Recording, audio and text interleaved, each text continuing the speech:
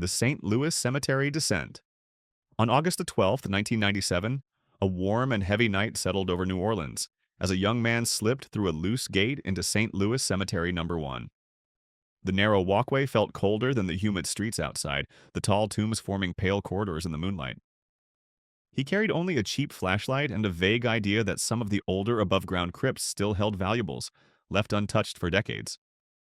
Curiosity pushed him deeper into the maze of plastered tombs, each one cracked from weather, age, and the weight of its history. He paused at one of the smallest mausoleums, noticing how one of its stone plates sagged as if the wall behind it had softened. When he pressed on the slab, it shifted enough to reveal a narrow cavity. Dust drifted out, carrying the dry smell of limestone.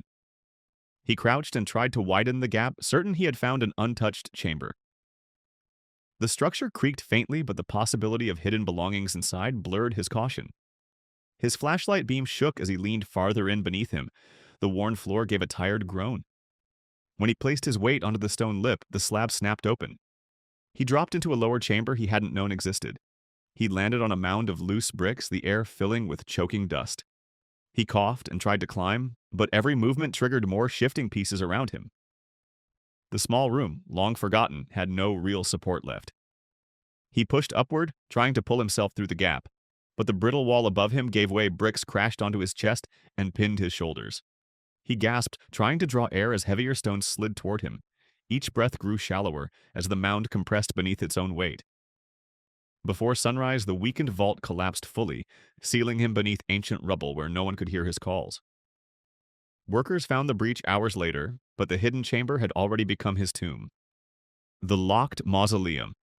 On October 24, 2006, a student exploring the outskirts of a small Ohio town noticed that the chained doors of an old mausoleum had fallen open. The building stood crooked on its foundation, its stone walls stained by years of vandalism and neglect. Ignoring the posted warnings about instability, he stepped inside and let his flashlight sweep the interior. Tall shelves lined the chamber, some holding cracked coffins, others empty except for scattered debris. The air tasted stale, barely circulating inside the sealed structure. He wandered farther, brushing dust from carved inscriptions as he examined names that had long faded from memory. The quiet felt strangely absolute, even his footsteps sounded muted, swallowed by the thick masonry. When he turned to leave, a gust of outside wind slammed the heavy door shut, with a metal clank. The latch dropped instantly, locking the entrance from the outside. He pulled at the handle, then shoved his shoulder against the door, but the old mechanism jammed in place. Panic rose as he realized how airtight the room had become. His breathing stirred clouds of dust from the floor, and the air grew heavier with each passing minute.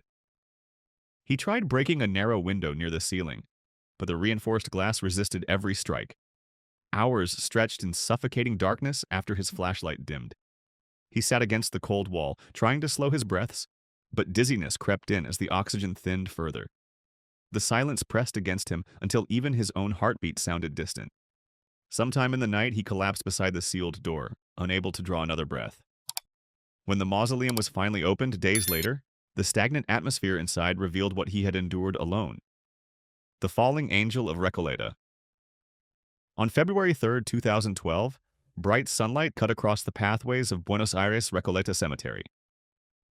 A young traveler wandered between ornate mausoleums, admiring angel statues sculpted more than a century earlier. One large figure caught her attention, a towering stone angel perched atop a long rectangular grave. Its wings stretched dramatically behind it, one hand lifted toward the sky as though frozen mid-gesture. She stepped close, framing the statue against the blue afternoon sky. Hoping for a better angle, she placed her hand on the pedestal and leaned back to capture a wider shot. What she didn't notice was the subtle tilt beneath the statue. Years of rain had seeped through the structure, rotting the inner supports.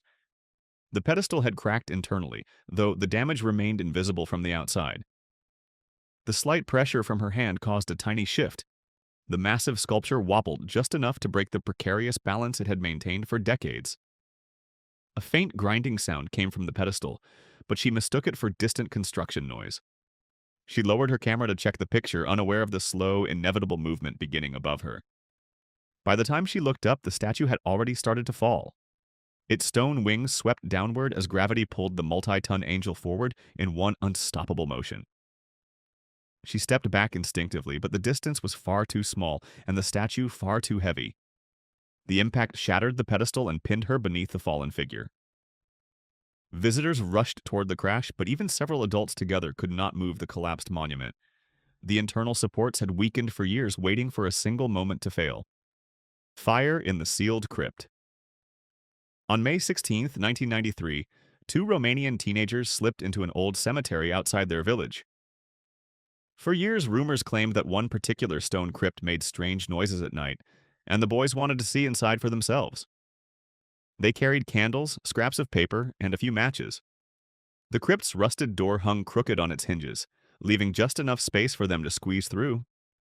Inside, the air was heavy with the smell of decay and moisture. Alcoves lined the tight chamber, some sealed, others caved in. They lit their candles and peered into the deeper corners. Dust drifted through the faint glow, stirred by their footsteps. Seeking something dramatic to tell their friends, they burned the scraps of paper to brighten the room. The flames flickered against old wood beams and fragments of rotting coffin lids. What neither boy realized was that the confined crypt had trapped years of chemical vapors from varnished wood, mold, and decaying materials. When the burning paper touched a broken beam, a flash ignited the concentrated fumes. The explosion wasn't large, but the confined space amplified its force. One boy struck the wall and fell instantly unconscious. The other stumbled back toward the entrance, stunned by the burst of heat. Burning fragments scattered across the floor.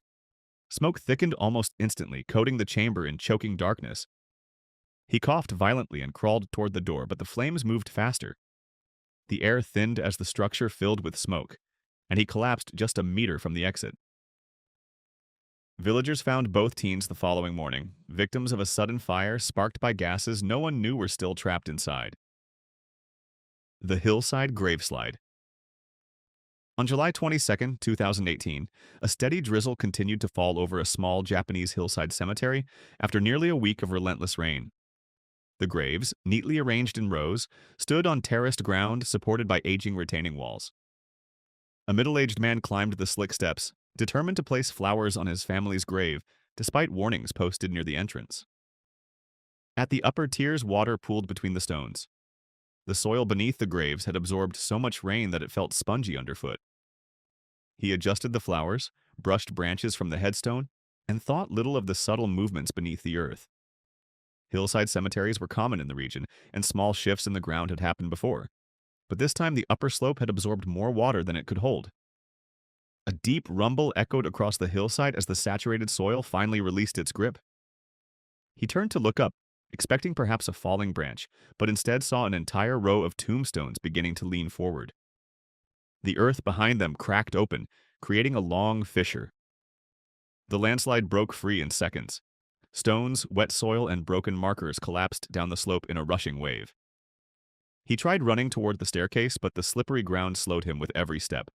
Mud dragged at his shoes as the slide surged behind him. The roaring wave of debris hit him before he could reach the path. He fell and disappeared beneath the heavy, tumbling earth. By the time rescue crews arrived, the slope had hardened into a mound of thick mud and fractured stone. Workers dug for hours until they reached him, but the hillside had already taken his life. The rain, the softened ground, and the collapsing graves had combined into a deadly force. The ritual smoke. On November 28, 2001, a man arrived at a quiet cemetery on the outskirts of a rural Mexican town. He visited often, performing private rituals taught by his family. As the sun dipped low, he placed a clay bowl on the ground near a shallow repair pit and filled it with dried herbs and plants he had gathered himself. The cemetery was silent except for the wind brushing through tall grass. He lit the mixture and thick, fragrant smoke rose from the bowl. The scent was strong but familiar, and he knelt beside it, whispering prayers he knew by heart. The shallow pit and surrounding stones formed a natural pocket that kept the smoke from dispersing, creating a dense cloud around him. He believed the intensity of the fumes made the ritual more powerful. As the bowl burned hotter, the herbs released compounds far more potent than he expected. The smoke became harsher, stinging his eyes and throat. He coughed but continued praying, certain the discomfort was temporary. Then dizziness struck him suddenly. He stood to step away, but his foot slipped on loose dirt, and he fell directly into the open grave. The impact knocked the bowl over, sending more smoke pouring into the confined pit. Disoriented and struggling to breathe, he tried climbing out, but the walls crumbled beneath his hands. The fumes overwhelmed him quickly. By morning, workers found him at the bottom, surrounded by remnants of the ritual he had practiced many times before.